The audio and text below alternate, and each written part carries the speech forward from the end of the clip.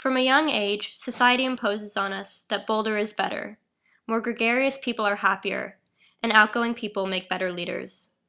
Schools often comply with these ideals and are built to fit our culture, a society that epitomizes the charismatic individual and favors the man of action over the man of contemplation.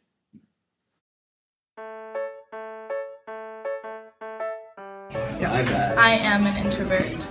I'm an introvert. I'm an extrovert. I'm an introvert. I'm definitely an extrovert. I'm an extrovert. I'm an extrovert. I'm an introvert. An extrovert. An introvert. An introvert. Extrovert. An introvert. An introvert. An extrovert. An extrovert. An introvert. An extrovert. An introvert. An extrovert.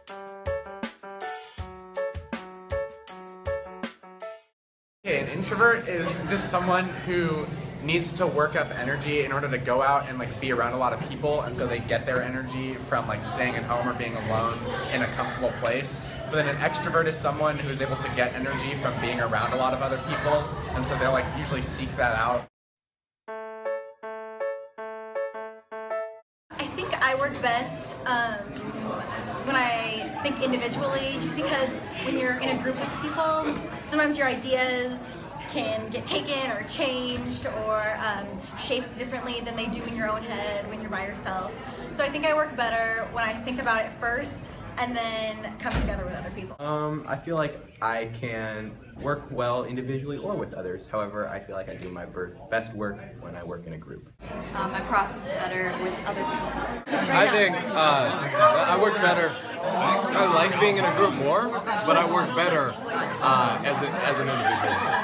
I like groups for ideas, but I work better individually. I tend to process best by myself, and I think it's because I don't have any distractions from other people, so I tend to focus more on the task. I usually tend to work better in my head or individually, but I also believe it's a necessary skill to work with other people.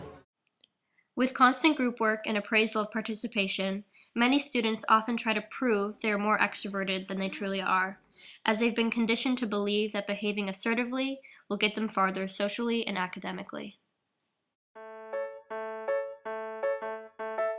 I do think there's a lot of collaboration that goes on, and I think that's a reflection of what's happening in the real world. There is value to working alone. Sometimes you just need to be able to process things on your own and think about things in maybe a quiet environment. I think it should be balanced. I think there's a place for individual work and group work.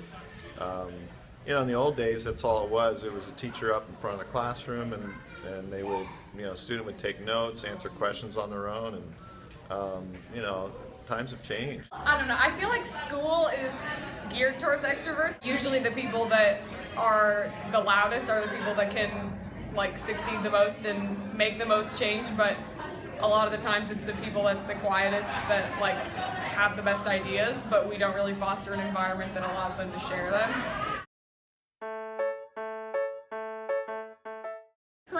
I do like to hear every person's voice. So in the beginning, I have very lighthearted warm-ups, and I like to hear every person's voice to kind of get them used to talking, and it's low stakes.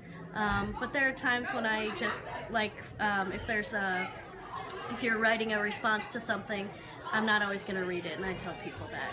Or there's something called a silent discussion where someone can write their thoughts down without speaking it out. In order to improve students' learning, teachers must be able to understand various personality types and learning styles. Not everyone thrives in group settings, has the loudest voice, the strongest opinion, or is energized by social interaction.